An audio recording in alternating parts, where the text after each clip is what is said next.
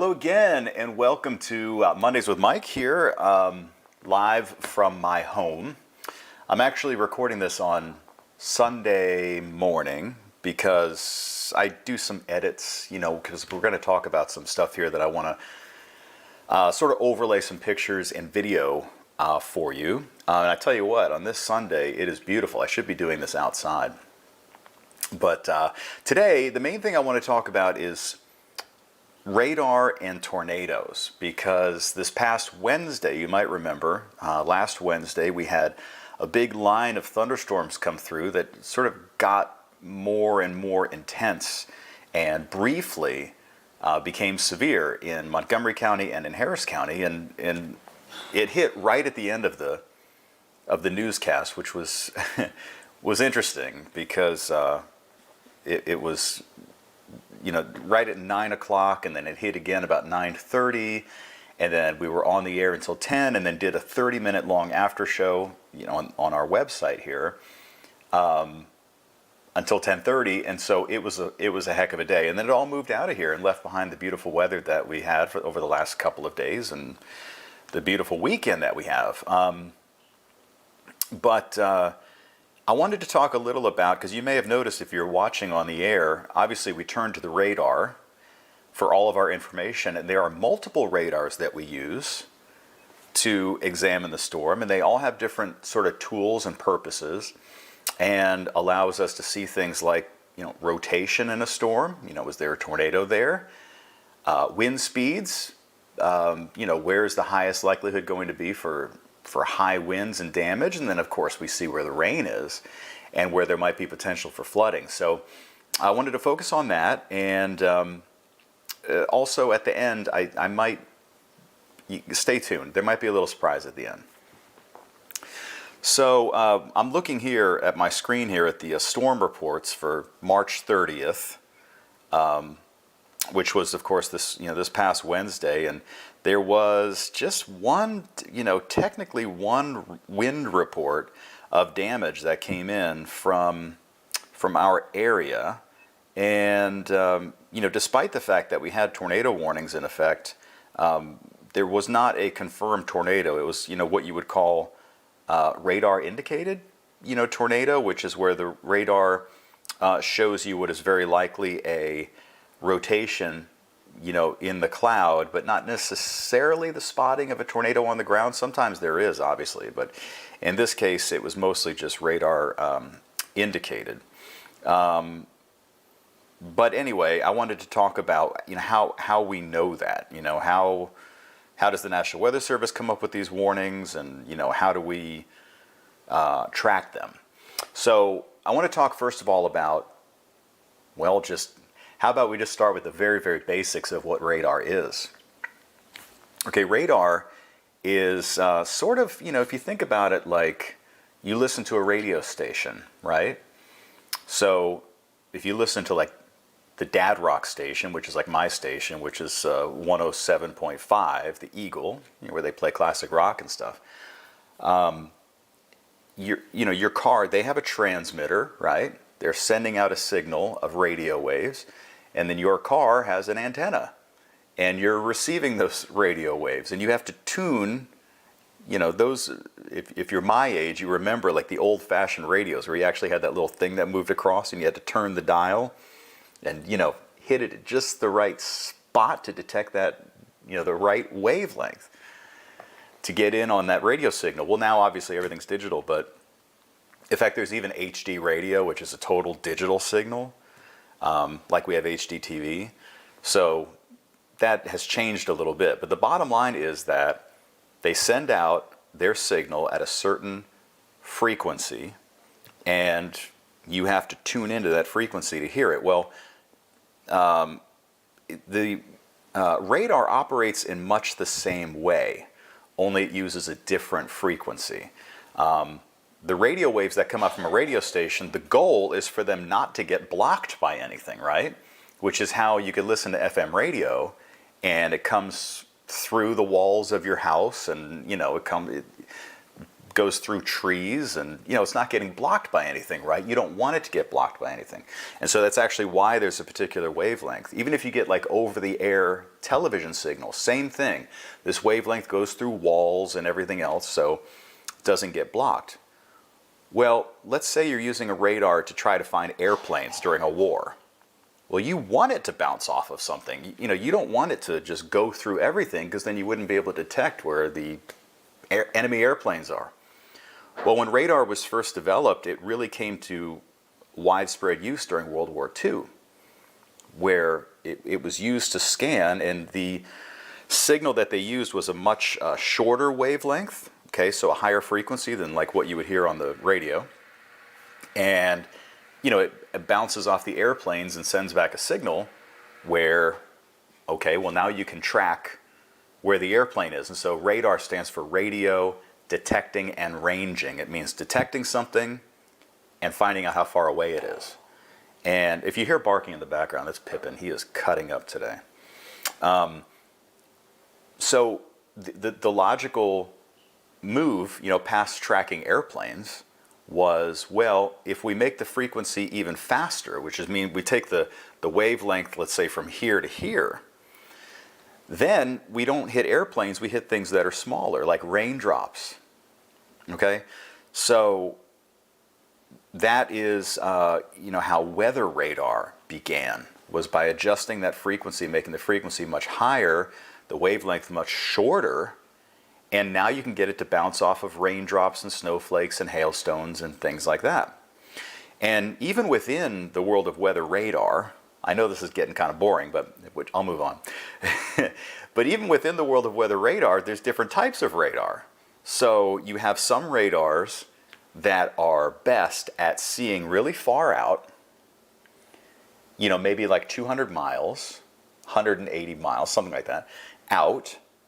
And that gives you, the ability to see a very large area. But you lose some resolution. So you can't see tiny things, especially far away from the radar.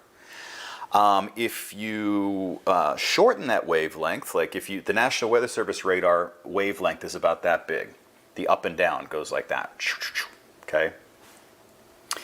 And if you shorten that to like that, okay, then you can see much more detail, but it doesn't go out as far. So that's the trade-off. So you can see really far and have it a little bit low res, or you can see really close to the radar and have it really high resolution.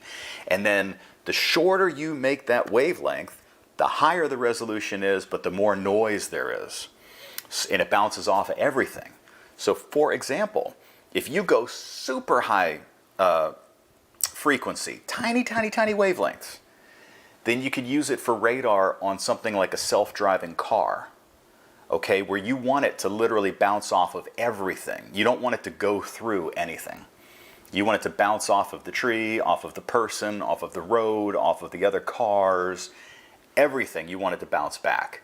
So you use a super small wavelength. But we don't want that for weather radar because it only reaches out maybe, 30 feet or something, 30, 40 feet. At most. That wouldn't be very useful. This past week, when I was tracking these severe storms, I used mostly 3 different radars. And I'm going to pull up some pictures to kind of, go along with what I'm saying here. So we have the primary radar for our area is located in Dickinson. It's actually technically they call it League City, but I think it's Dickinson. It's near FM 518 and I-45 South, and it's there at the National Weather Service office. And it's there obviously for a very good reason, not just that it covers the city of Houston, but that it gives you a lot of coverage out into the Gulf of Mexico as well for when we have hurricanes. But the purpose of that one is to have a wide range, an effective range of something like 160 miles. I'd have to look this up. Maybe it's 170, maybe it's 150, but you can effectively see out like 160 miles-ish in all directions.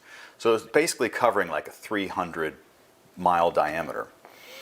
The only bad thing is, as you get farther from the radar, it gets pixely.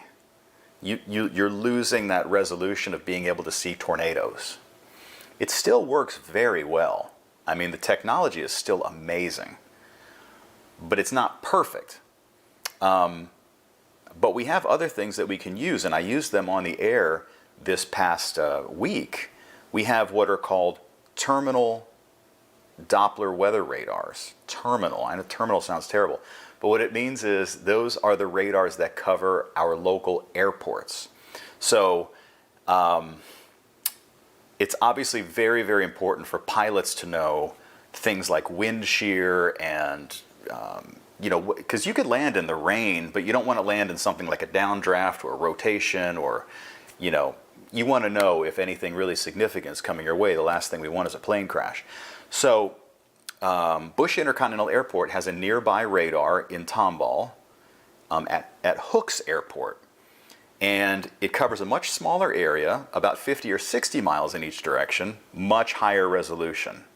So it's really useful. So that covers Bush Airport, and then down to the south at Hobby Airport, there's a radar located in Pearland that sweeps that area. Same deal, high resolution, short distance. So I used both of those to track what was in the Woodlands area, a tornado warning that was unconfirmed. We didn't get any tornado damage. And then a severe thunderstorm that rolled through the city of Houston. So one of the main things we use to track tornadoes is what is called the velocity product, or the Doppler velocity.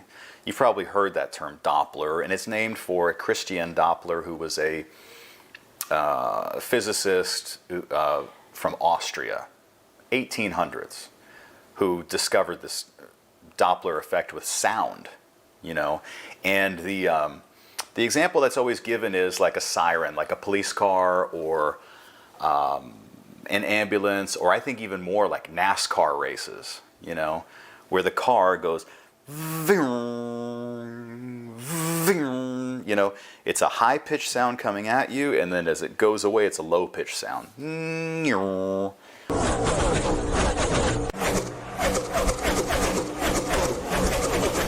And that's because the sound waves are being compressed coming this way, and then they're being stretched out going that way, so you can hear the change in your pitch.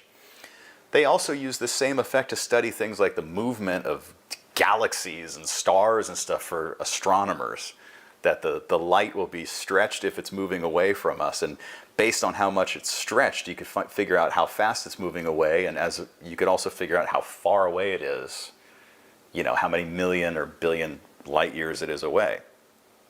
Anyway, same effect can be used for radar, and it's a little tricky to explain how the radar actually does it, because it's not as simple as just measuring whether or not the light waves are compressed or not, because you're talking about the speed of light being affected by a raindrop that's like moving at 20 or 50 miles an hour. It's tiny. So what the radar measures is what's called the phase change. So you have like up and down, and when it comes back to the radar, the peaks and the troughs are moved a little bit. So the radar detects that as motion toward or away from the radar. And by these pictures, you can see reds and greens. And greens are going to be movements detected that are toward the radar, and red is away from the radar. And what you're looking for is a green next to a red is an area where you have shear. Doesn't always mean it's a tornado, but a green next to a red means that the winds are switching direction.